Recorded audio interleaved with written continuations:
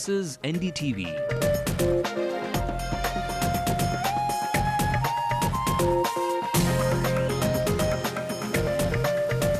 And you're watching NDTV Hindu.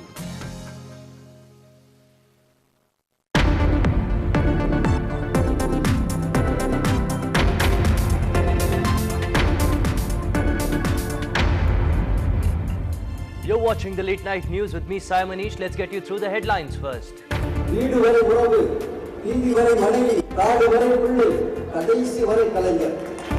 at that. Karnanidhi and not Tamil is the flavor in Kovai, but the DMK says it's absolutely all right. So I don't think the CM looks at it as a political thing. If that's not enough, here's another example. Foreign scholars skip Tamil, instead want Nalini out of jail. மனிதாபிமானங்கிறது எல்லாத்தையும் விட மிக உயர்வானது. பெரிய விஷயங்களுக்கு இந்த மனிதாபிமானம் ஒரு அடையாளம். She must appeal to people's heart rather than the brains. Home Minister Chidambaram talks tough in Pakistan, wants Islamabad to talk less and act more. I wish to remain positive on the outcome of the meeting with Mr. Rahman Malik. The smoke and the air of Chennai suburbs choke residents. It's an open well of health risks. பயங்கர புகை அப்படி இந்த பில்டிங்லாம் தெரியவே இல்லை. ஒரு மாசமாவே இருக்குது, யாருமே கேட்க மாட்டேங்கிறாங்க.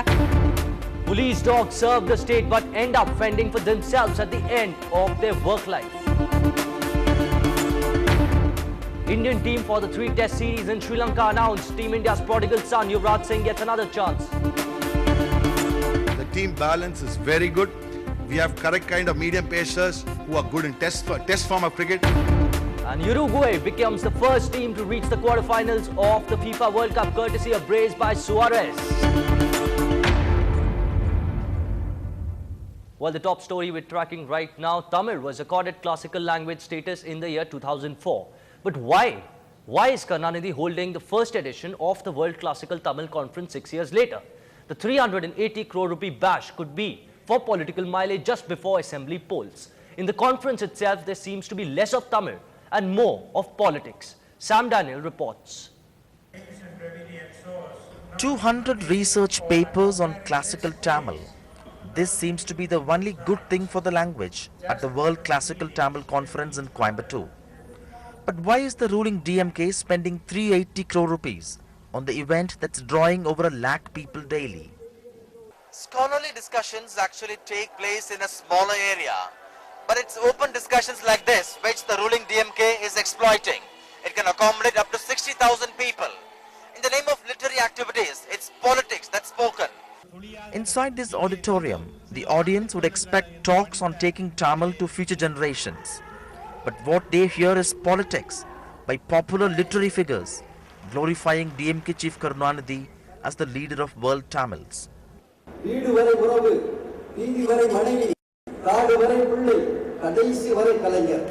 I don't think the CM looks at it as a political thing, but then whatever it means, I think it will be seen only after the conference. You really can't say anything about that now.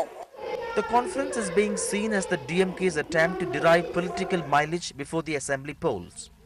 But not always have the voters rewarded the party behind such conferences. In 1996, Jayalalitha suffered a defeat even after hosting a similar bash. In Coimbatore with camera person Chandran, Sam Daniel, Fine TV. Well, let's in fact once again listen into that one instance of how the conference for Tamil has been hijacked by the Chief Minister's cronies.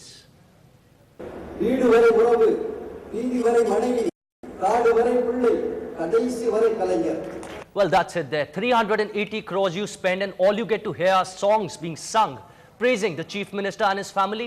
What is this? The court of a Mughal emperor? 380 crores of our money spent in a shameful manner just to propagate Karnanidhi and his family. Certainly, the Chief Minister faces a lot of tough questions when he gets back to Chennai over what exactly this Tamil beat was about, him or the beautiful language of Tamil. Now wait, that's not enough. Here is another example of how the Tamil conference is increasingly becoming a forum for talking about everything else except Tamil. Today, foreign scholars who've been flown from all across the world at your expense and mine demanded what they're not even meant to. Yes, you're right, it's again nothing to do with Tamil. Foreign scholars want Rajiv Gandhi's killer, Nalini Sriharan, out of jail. A clear indication that at the Tamil conference, politics rules over language. It's been almost 20 years now since Nalini Sriharan was sent to jail for giving shelter to a suicide bomber who blew up, killing former Prime Minister Rajiv Gandhi. In her latest effort to seek freedom, she has appealed to visiting Tamil scholars to support her premature release. செம்மொழி மாநாட்டில் கலந்து கொண்டிருக்கும் உலக தமிழ் அறிஞர்கள் நளினியை விடுதலை செய்ய வேண்டும் என்ற கோரிக்கையை தமிழக முதல்வரிடம் வற்புறுத்துவார்கள் என்ற நம்பிக்கை எனக்கும் நளினிக்கு இருக்கிறது.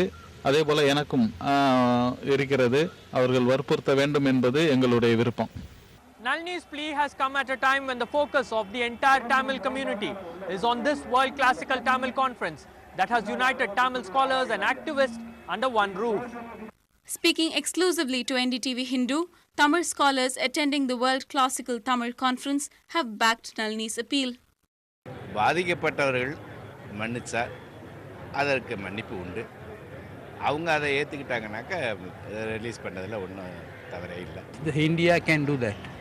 I think she is also a woman and I expect she will do that. அவளை விடுதலை செய்யுங்க. ஒரு பாரதூரமான குற்றம் செய்தவங்களுக்கும் விடுதலைங்கிறது அது உலகத்தில் ஒரு வளமையான ஒரு விஷயம்தான். மனிதாபிமானங்கிறது எல்லாத்தையும் விட மிக உயர்வானது. பெரிய விஷயங்களுக்கு இந்த மனிதாபிமானம் ஒரு அடையாளம்.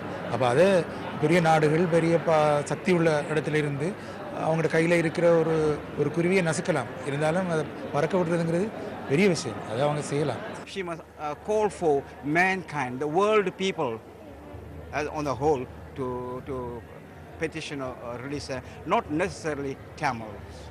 But authorities in Tamil Nadu have so far firmly rejected calls for Nalini's premature release.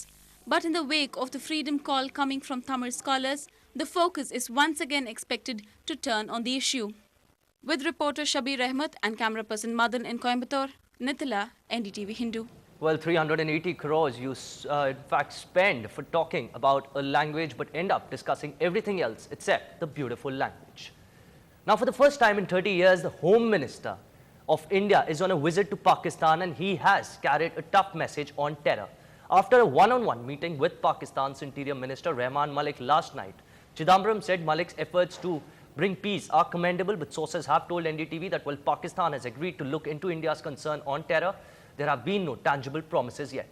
India will push Pakistan to convict Zakir Rahman Lakhvi, one of the masterminds of the Mumbai attacks, who is currently on trial, as well as Renan Lashkar-e-Toiba founder Hafiz Saeed. India has requested that at the very least Saeed be banned from making inflammatory speeches.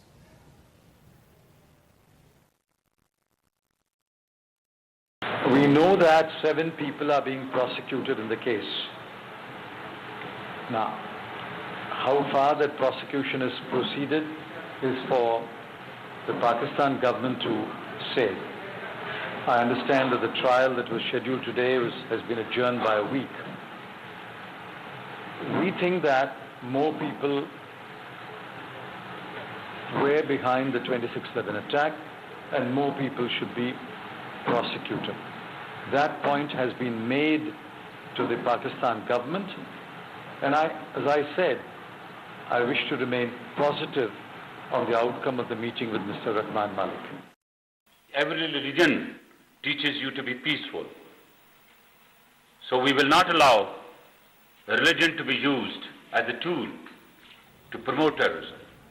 Well, after the fuel prices were hiked yesterday, we in fact show you the change in rates that you'll see at petrol bunks when you get your bike or your car there. Now, petrol, which was earlier at 52.13, will now cost 55.63 a litre. Now, as far as diesel is concerned, Chennaites will see an increase from the earlier price of 38.05 to 40.07. But what's going to worry you the most perhaps is that the price of your cooking gas cylinder, your LPG cylinder, you'll have to pay 35 rupees more on what you pay right now. We slip into a short break right now, but coming up on the other side, we tell you why it's a dog's life out there for all these police dogs, quite literally. Stay tuned to find out.